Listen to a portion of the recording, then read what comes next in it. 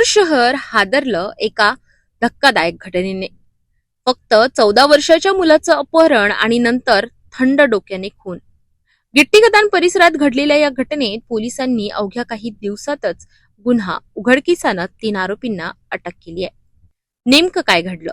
नागपूरमधील गिट्टी खदान परिसरात राहणारा अथर्व दिलीप नानोरे अवघं वय 14 वर्ष 2 एप्रिल रोजी हनुमान जयंतीच्या मिरवणुकीत सहभागी झाला, पण रात्री उशिरापर्यंत घरी न परतल्याने कुटुंबियांनी शोध सुरू केला आणि दुसऱ्याच दिवशी पोलिसात अपहरणाचा गुन्हा दाखल करण्यात आला।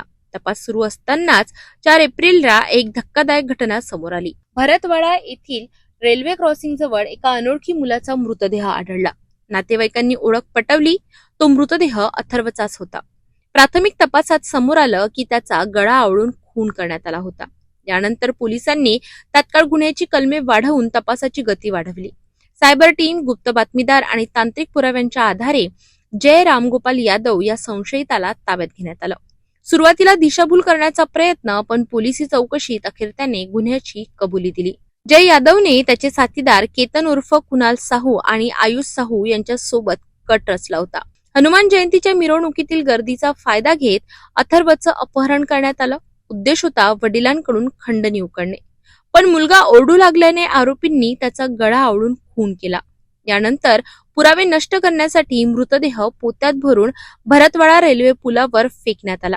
पोलिसांनी तिन्ही आरोपींना अटक केली असून त्यांच्याकडून 3 मोबाईल जप्त करण्यात आले आहेत आणि सध्या या प्रकरणाचा पुढील तपास सुरू आहे।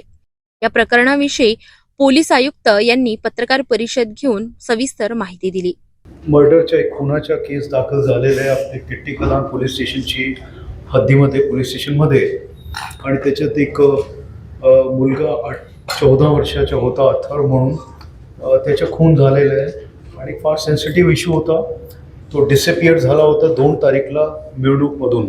काल जे आहे आम्ही डिटेक्ट केलेला आहे गुन्हा, त्याच्यात 3 आरोपी ताब्यात घेण्यात आलेले आहेत। तर त्याचे पीसीची म्हणजे कोर्टासमोर आपण घेऊन गेलेलो आहे।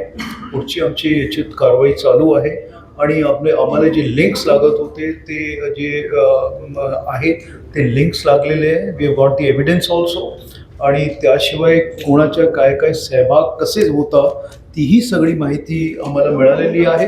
मेन जे आहे त्यांची जी तयारी होती, जवळपास 20-25 दिवस अगोदर त्यांची ही तयारी होती चालू।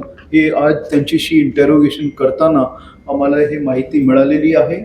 आणि जो मृतक आहे मुलगा, त्याची म्हणजे ओळख होती, त्याचा मित्र होता जय म्हणून जे आहे, त्याच्याशी मैत्री होती त्याची आणि त्यांना तो व्यवस्थित ओळखत होता। आणि जो शेवटचा जो पॉईंट आहे तिथून तो त्याच्या सोबतच गेला आहे, कारण त्याचे मागे काही मुले होते ते पण आम्हाला सापडलेलं आहे। म्हणजे last seen is visible clearly that with home that child is gone. आणि नंतर मग त्याच्यानंतर ते काय काय कोण कारवाई झालेली आहे ती सगळी डिटेक्ट झालेली, कारण this was a blind murder initially, म्हणजे काही सुराग लागत नव्हता आम्हाला। जवळपास 1.5 दिवस त्याच्यात गेला। फाइनली डिटेक्ट हो गया है, 3 लोगों को हमने इसमें अरेस्ट किया है। आगे की कार्रवाई हमारी इसमें चालू है।